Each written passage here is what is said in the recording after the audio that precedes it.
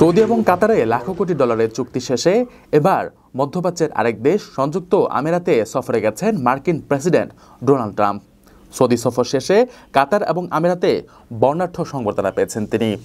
কাতারে যাওয়ার পরেই বিলাসবহুল লুসাইল প্রাসাদে দেশটির আমির Sheikh Tamim bin Hamad Al থানির সঙ্গে বৈঠকে মিলিত হন ট্রাম্প। হোয়াইট হাউস এক বিবৃতিতে জানিয়েছে, ট্রাম্প এবং কাতারের আমির Sheikh Tamim bin Hamad Al Thani বেশ কয়েকটি সমঝোতা চুক্তি স্বাক্ষর করেছেন। দুদেশের মধ্যে এসব চুক্তির আওতায় কমপক্ষে $1,20,000 কোটি মূল্যের অর্থনৈতিক লেনদেন হবে বলে ধারণা করা হচ্ছে। এর মধ্যে কাতার এয়ারওয়েজের সঙ্গে $9,600 কোটি চুক্তি হয়েছে।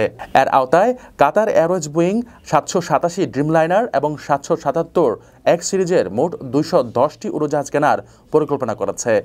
এছাড়া কাতারের আল উদিদ বিমান ঘাঁটি এবং অন্য আকাশ প্রতিরক্ষা সক্ষমতায় $3,800 কোটি বিনিয়োগের বিষয়েও একটি চুক্তি স্বাক্ষরিত হয়েছে।